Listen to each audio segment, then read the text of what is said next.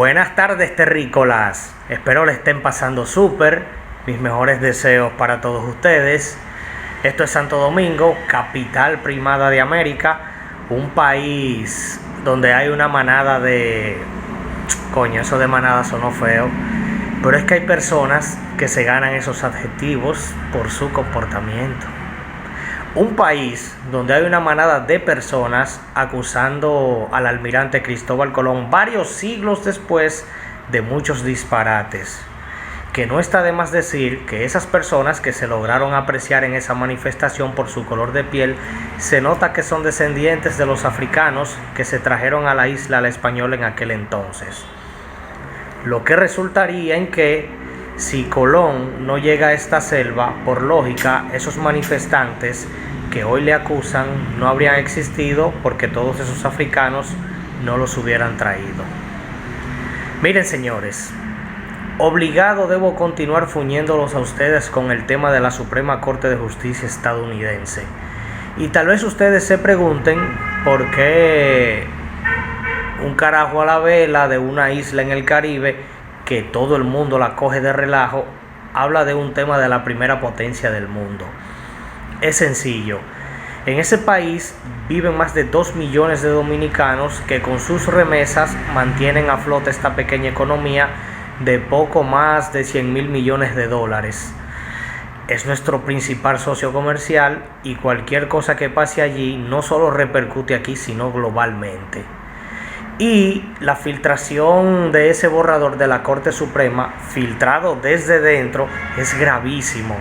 Y eso deja ver la fractura social que existe y cuán podrida está la izquierda en ese país. Que izquierda ya es sinónimo de demócratas, es sinónimo de Antifa y todo lo que sea manifestaciones violentas. No nos llamemos engaño. Ese señor que ven en pantalla, Simón Wingin, no sé cómo se pronuncia ese apellido, es un periodista progresista y se refirió al borrador que se filtró de la Corte, donde se establece que queda a merced de cada estado tomar una decisión con respecto al aborto. En sus mensajes, Simón preguntó sobre la posibilidad de matar a 2 jueces del Supremo y después no quieren que los llamen locos y dementes. Si tuviera la oportunidad de matar a Clarence Thomas o a Samuel Alito, los 2 jueces más antiguos de la Corte Suprema de derecha, debería hacerlo mientras Biden puede confirmar a sus nominados para reemplazarlos. Escribió este cabrón en Twitter, porque así es que hay que llamarle, un buen cabrón. Luego de que usuarios de Twitter criticaran su mensaje, Simón eliminó el tweet, pero adivinen qué, tenemos planta, y mírenlo acá. Aseguró que su pregunta fue irresponsable. Sin embargo, publicó otro mensaje que también fue criticado por otras personas. Para tu información, no estoy de acuerdo con asesinar a nadie, pero no creo que haya nada de malo con experimentos de reflexión, comentó en la plataforma digital líder en censura llamada Twitter. Los comentarios de Simon se dan en un momento en que la seguridad de los jueces de la Corte Suprema se encuentra bajo amenaza tras la filtración del documento y diversas protestas se han registrado en varios estados del país. Este jueves, sí, ayer mismo, se conoció que un grupo de manifestantes atacó centros de embarazo en Portland y Oregon. La información fue publicada por la activista provida Layla Ross, quien resaltó que a su juicio se trata de miembros de Antifa, los favoritos de los demócratas. Los ataques también están planificados en otros lugares como iglesias.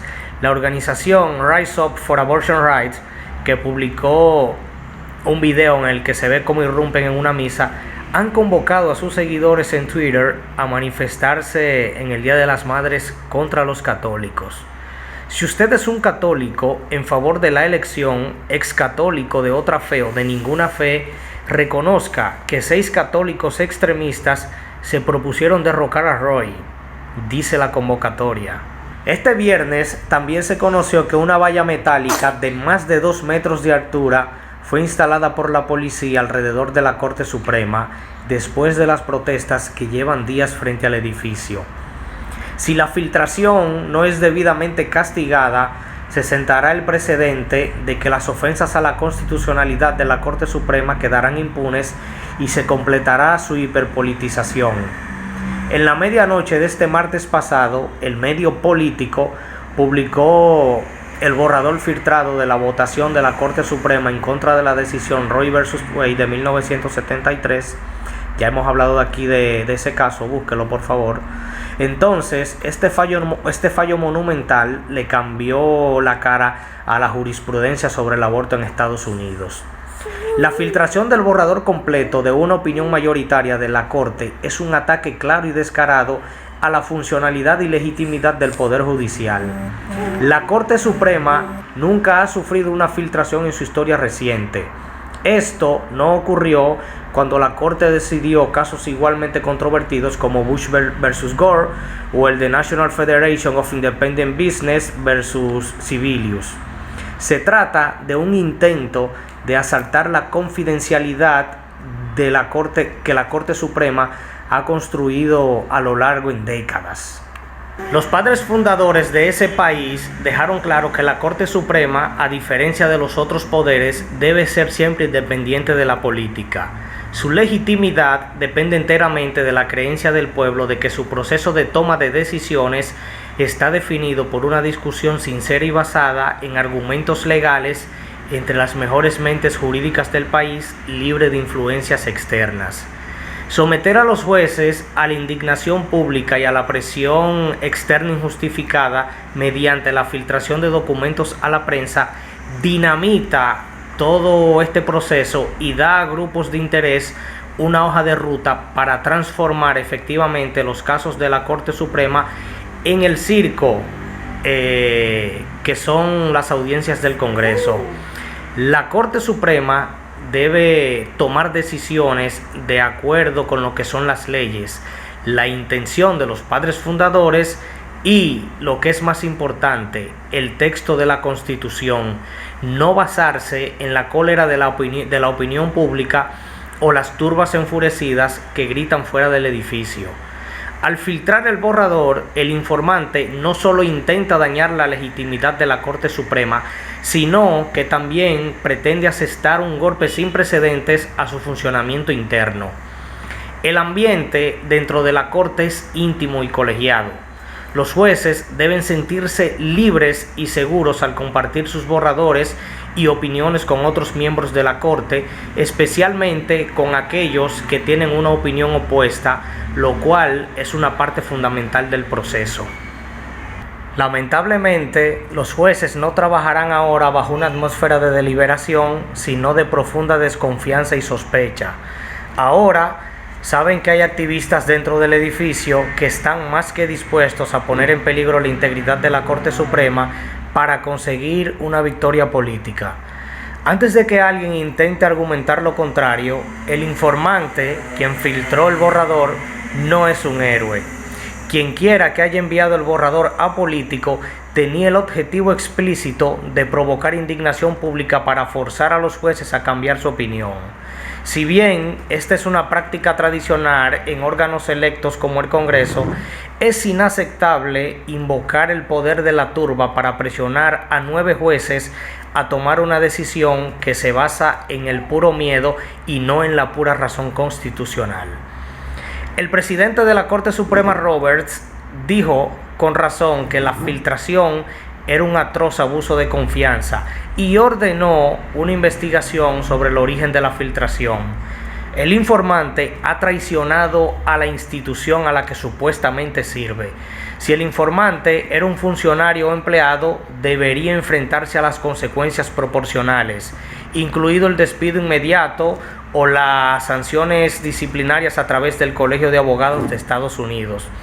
Si el responsable ha sido un juez, entonces el Congreso debe avanzar inmediatamente con los artículos de impeachment y condenarle.